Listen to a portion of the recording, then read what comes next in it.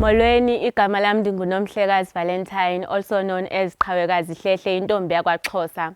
Silapha nje size ngomgidi okhoyo eMbembesi, elalini yaseMazizini. Xa ndisithi umgidi, it's whereby it's a circumcision ceremony for boys, for young boys becoming men. Kukho apho ke okwenziwa khona as iculture yethu kwaXhosa, apho amakhwenkwe asuka khona from ubukhwenkwe bese bangobhuti sebehlonitshwa naselalini uba hayi ngoku lo sengubhuzibani.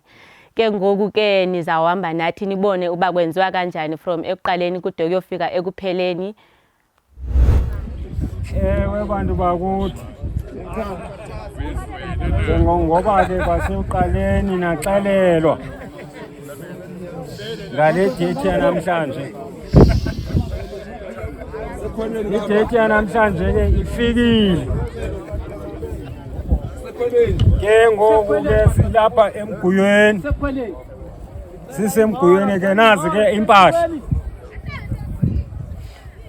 Ngicela ngapho madoda ngingathi ningasithi ivuseni.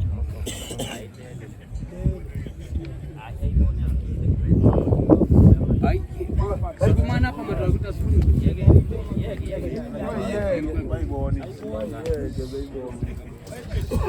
Sesiqalisile ke ukutsho njalo. Le khanse ngapha. Masikhale ngamakwethu. Bantu. Le Yenkwenkwe. Le ngeyomama. Kuzothi ke leya eniyibonayo fama noko.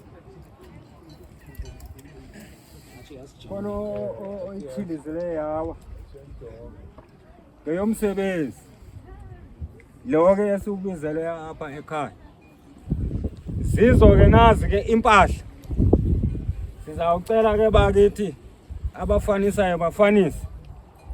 Uba lokhu singathalo sesidle nenyama yakho kodwa ngiyalo ba lapho kwayibona lenkomo yengalo ba nazi ke bantu bakuthi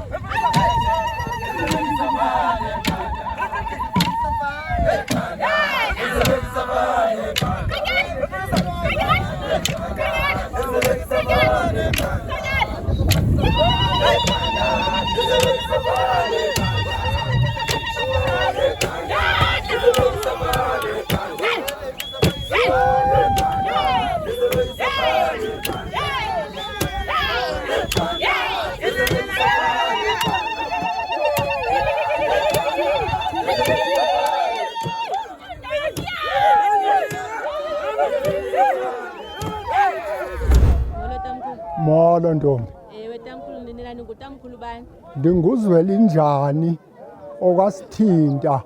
Alright. Ewe ndilapha kwamninawa wam. Kwamninawo. Ewe tamkhulu, bendicela ukubuza uba kusukela nina nisakhula tamkhulu ningamakhwenkwe. Ewe. Neluswa nani. Ewe. Nento yenziwa ngoku kusahambelana. Ilahlekile kancinane. Ilahleke ndawoni tamkhulu. Ngoba abantwana ngoku bathi nanxa beye esikweni bangecaci kakuhle ngoba inkwenkwe nxa ikhutshwe ebukhwenkweni nembeko idiscipline yayo iyehluka. Kulapho nje ndingathi lixesha elinjalo. Kuya ngexesha. Kodwa ngexesha lethu hayi umntana nxa ekhulisiwe wayinkwenkwe ubonwa nangubani uba laa mntana usukile ebukhwenkweni yindoda. Ukhwenkwe vele yinto ekhona from kudala. Yes kodwa ke ayekhwenkwe amakhwenkwe athi angakhuliswa ehluke kakhulu ngubhuti nyhani. ewe mna ndithe ndinguduma kaJani. Uduma kaJani. Nihlala phi tamkhulu? Ndihlala eMazizini. Ndizalelwe khona eMazizini. Ewe tamkhulu, besicela nisixeba namhlanje sidibane ngantoni? Yebo, namhlanje sidibene ngabantwana bethu esibasa esikweni lethu esilenzayo. Abantwana nxa ekhulile abangamajaha abangabafana bangakhula sibasa esikweni apho sibakhulisa khona, sibanike noba indoda into enjani, impilo yendoda yintoni. Sidibene ke apha ngootata besiyene ngokwemizi nomama ngokunjalo. Njalo asihlali apha nomuntu ongakange bakweli siko. Elisiko laba khona nisakhula, sosela nisakhula. Sazalelwa kulo.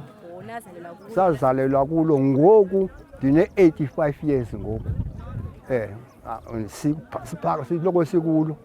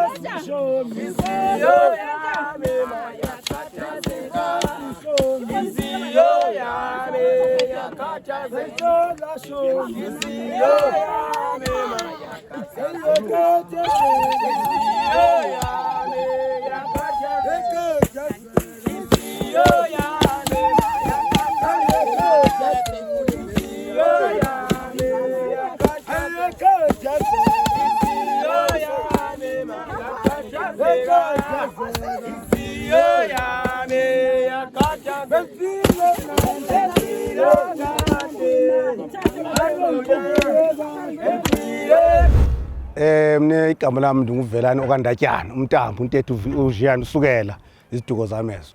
Apha namhlanje silapha eMazizini kwaSithinta, sisemgidini ukwelusa kwamakhwenkwe ubana ayisiwasesikweni.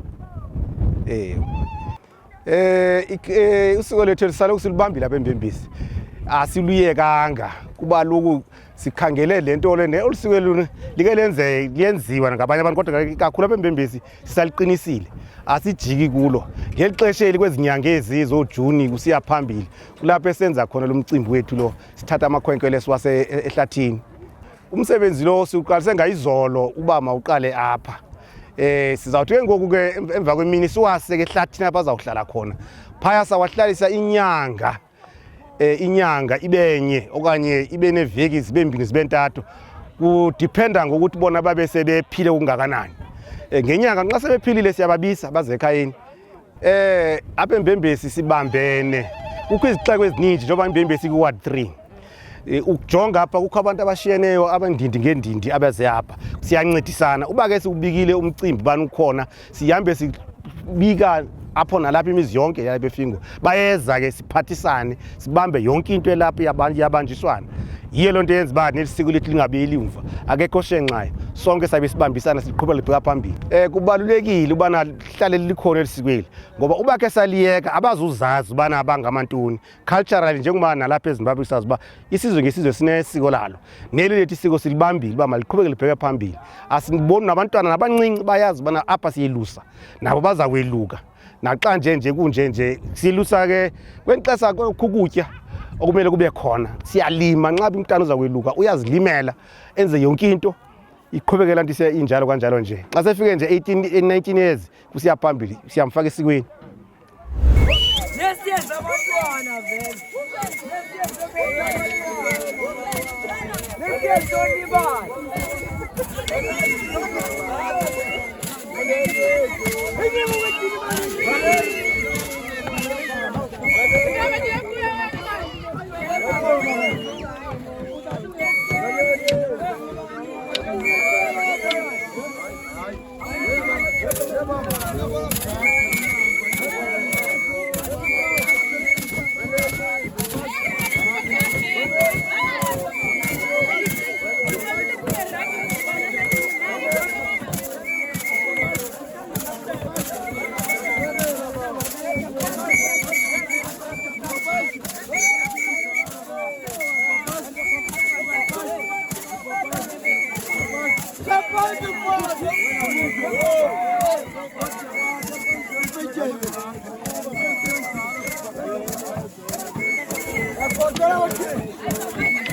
Wayemane ndijonga, wayemane ndicofa, wayemane ndiguqula, ndase ndasalunyana.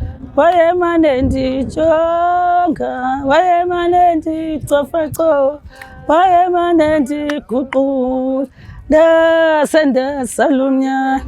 Apha nithetha noNokuthula wakwamashoko, omashoko omqenqele, ogolide, ontunda, ngaba banithetha nabo. Apha njengoba ndinxibeka nje namhlanje ndithi ndinxibe i-culture nxa sitsho ngesilungu, izinxibo zasesiXhoseni. Sithanda uzinxiba njengoba kune into enjengale, umgulu, ewe, umcimbi onjengalo esinawo.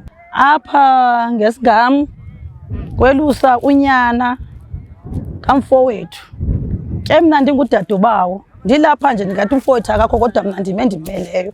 Ndingudadobawo. Yo, ndivuyile mntasekhaya.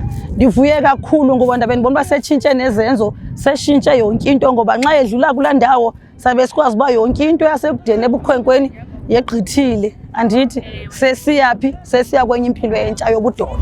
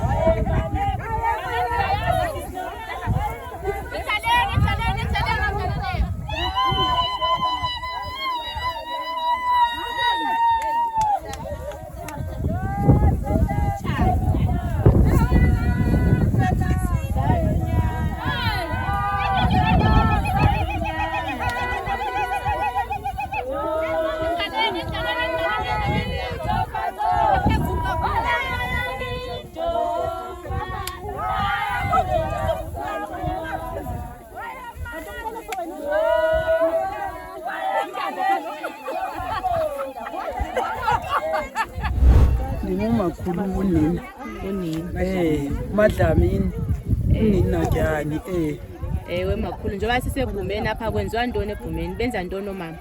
Omama bayafulela indlu yenkwenkwe, bafulela ngengca, bayathunga omama babantwana. Umama womntana, umama babantwana bazawukhula onozala ngaba bazawukhwela phezulu, bafake ingca phezulu. Ababanye bazabe beyifaka apha emacaleni. Umakhulu womntana uzawuthunga indlu ngengca, abese ucango lakho abese sekuvalwa ngalo.